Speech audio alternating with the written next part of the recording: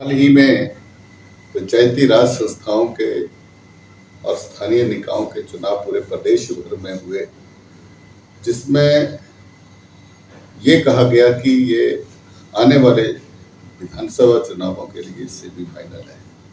तो मैं ये समझता हूँ कि जहाँ भारतीय जनता पार्टी ने इस सेमीफाइनल को भी जीता है और आने वाले समय में विधानसभा के अंदर भारतीय जनता पार्टी की सरकार बनाई। मैं कुटलहड़ की जनता का दिल की गहराइयों से आभार व्यक्त करता हूँ कि उन्होंने जनादेश स्थानीय स्तर के ऊपर गांव की पंचायत बनाने के लिए दिया है और जो लोग चुने गए हैं मैं उनको बहुत बहुत बधाई देता हूँ और बहुत बहुत शुभकामनाएं देता हूँ।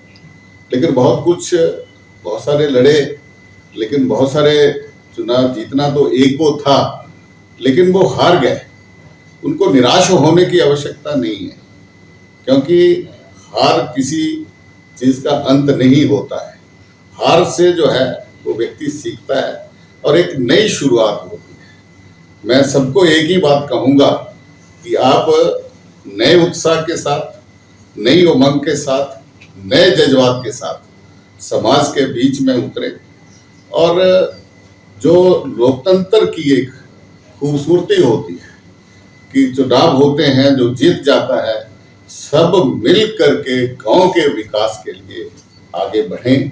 और जो चुने गए हैं, मेरा उनसे भी निवेदन है कि वो आम सहमति बनाते हुए गांव के अंदर, जो माननीय देश के प्रधानमंत्री जी ने कहा है कि गांव की पंचायतों के अंदर हमें जो इंफ्रास्ट्रक्चर्स बनाना है, गांव के अंदर पर्यावरण की रक्षा करनी है, गांव को नशे से मुक्त करना है और गांव के अंदर आजीविका के साधन खड़े करने हैं।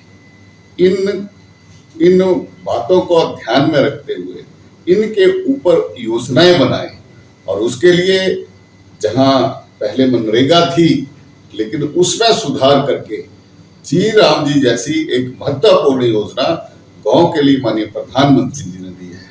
मैंने अपने समय में, जब मैं प्रदेश के अंदर मेरे पास मंत्री पद का दायित्व था, तो मैंने मनरेगा के माध्यम से बहुत सारा काम किया। गांव के अंदर पक्के रास्ते बनाए, गांव के अंदर मुख्यमंत्री 1 बीघा योजना शुरू की, गांव के अंदर जो है पंचवटी योजनाएं शुरू की। यानी कि गांव का जो विकास है उसको आगे बढ़ाने के लिए बहुत सारा काम हुआ। ऐसा कुटलहड़ के अंदर भी हुआ है। तो मैं ये समझता हूँ कि गांव की जो पंचायत बनी है ये गांव की सरकार है और गांव के सपनों को साकार करने के लिए बहुत सारी उम्मीदें लोगों को हैं। सब मिलकर के इसको आगे बढ़ाएंगे। आप सबका बहुत बहुत आभार, धन्यवाद।